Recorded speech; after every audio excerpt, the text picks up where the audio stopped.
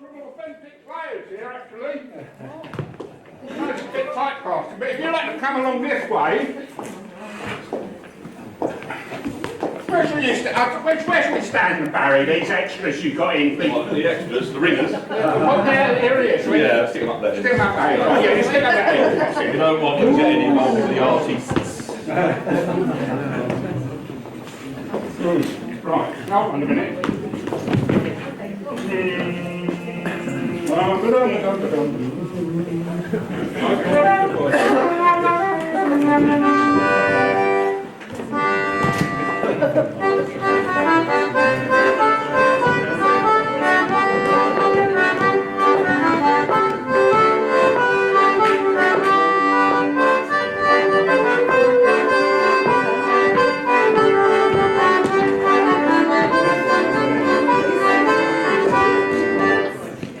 Good luck befall our gracious king and all his subjects bold.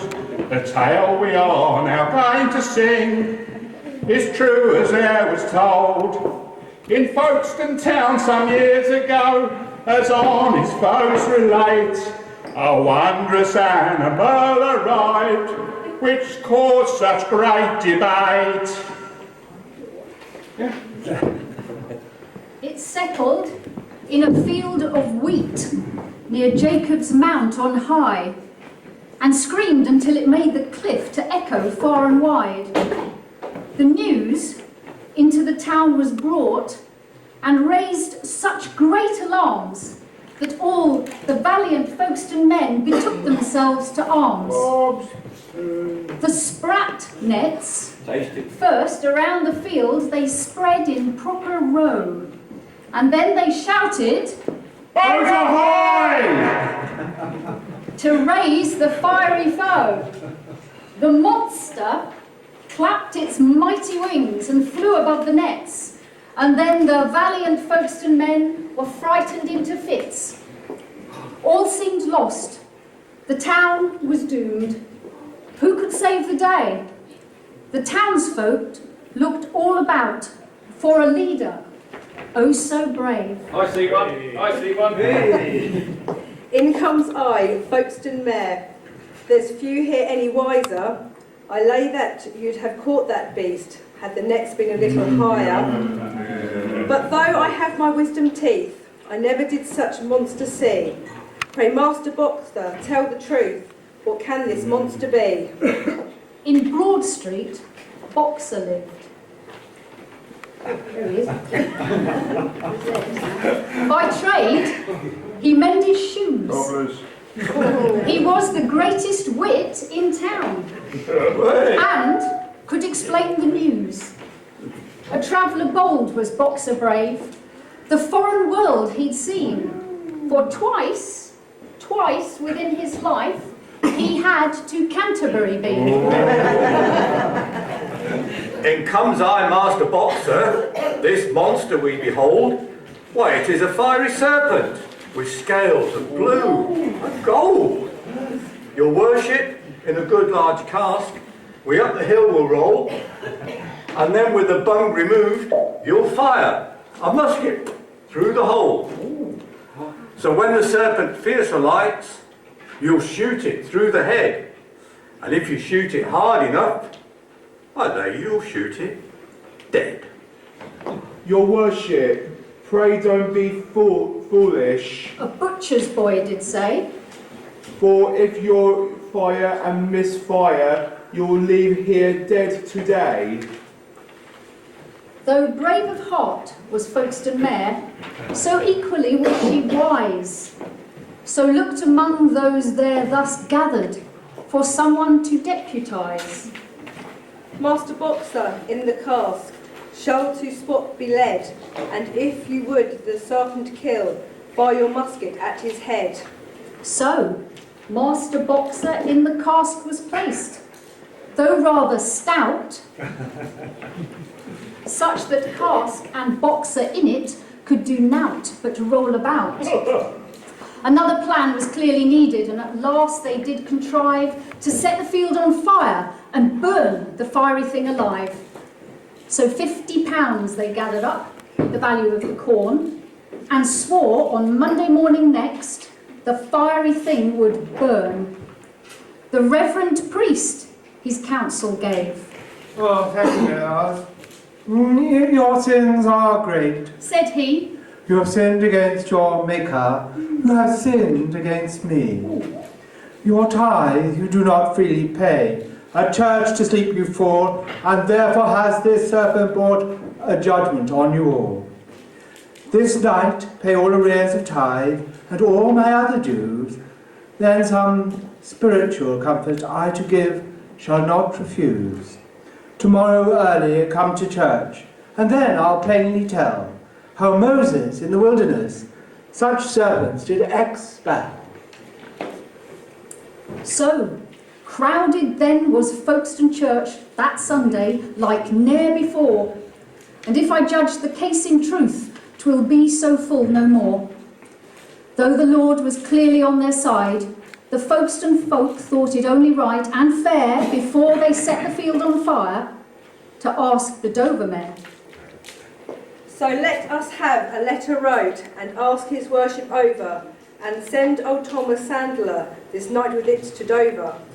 But who the letter was to write did puzzle them each one, till at last from Hythe a scribe was found, and the letter was begun. Right worthy mayor, we grace you well, and all your fellows too. For we are troubled sore, and so we knows not what to do. For here has come the serpent fierce, and spouts out flames like cinder. And if we cannot burn her up, she'll burn us down to tinder. So come, we pray, and help us all, or soon we must despair. We loafing brother the Jew rats be, and X be the Folkestone mayor. To Dover, quick, a herring boat cut through the water's space. Propitious were the wind and tide to bring it to the place. The Dover mayor the letter read, with wonder and surprise etched on his face. Call a town meeting instantly. We'll do it in Market Place.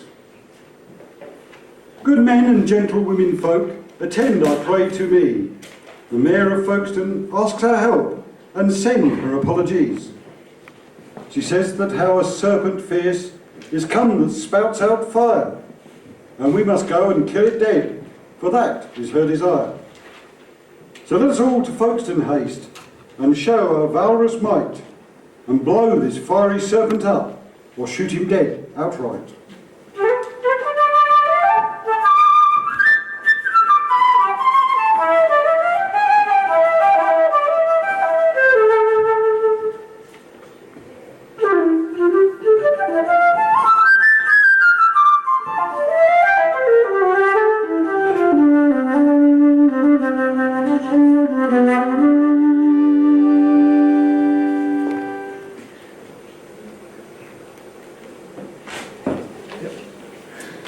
His worship then to Folkestone went, the corporation too.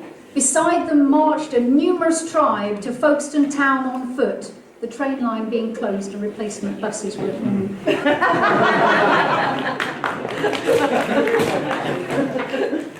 The serpent fierce will catch alive, the plan's quite plain to me, and tie a great stone around his neck and throw him in the sea. I am the Folkestone mayor, and suggest that must not be. What will become of us if it sets fire unto the sea? Pray take it over to your town, where stuck upon pier head, discharge Queen Bess's pocket piece until you kill it dead. I am the Dover mayor and must advise. Such scheme I ne'er must try. But rest assured, kind Folkestone mayor, I have a better plan in my mind's eye. For cousin mayor, pray do you not think 'twill be a better plan to send it over to Calais Green and fire upon it then? But when they got to Jacob's Mount, the serpent loud did cry, such that all those there gathered ran fast enough to fly.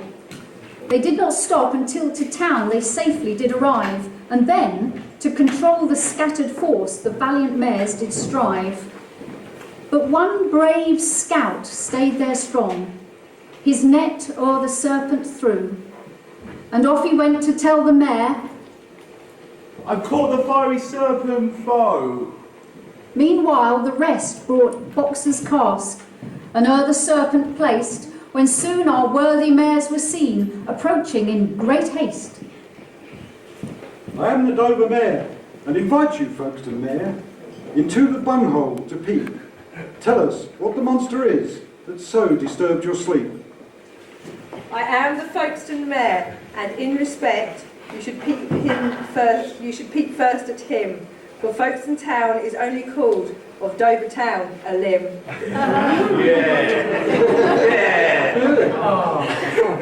I am the Dover Mayor, and with respect, you the first should spy, for here you are Chief Magistrate, and a visitor am I. Much did they wrangle, who the first should through the bunghole look, and at last the Dover Mayor advanced, though like a leaf he shook. From Dover I came travelling, and now I do declare, this serpent is but a large peacock, as sure as I'm a mayor.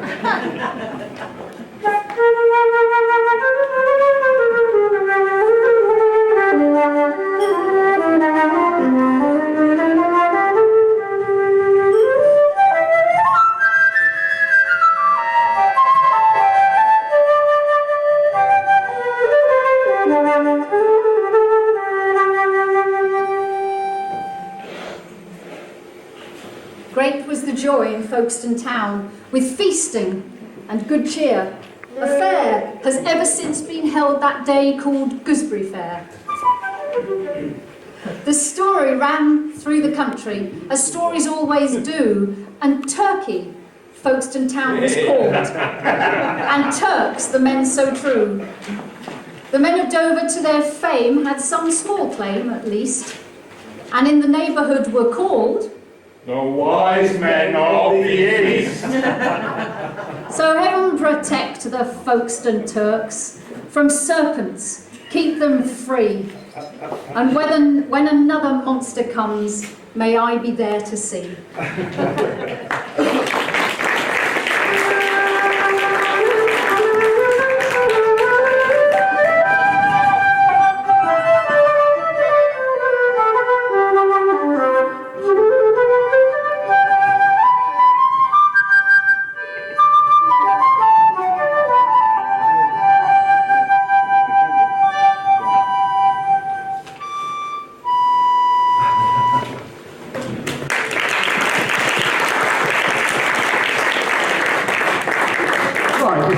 Before you go away, you splendid regal folk, I have a small presentation.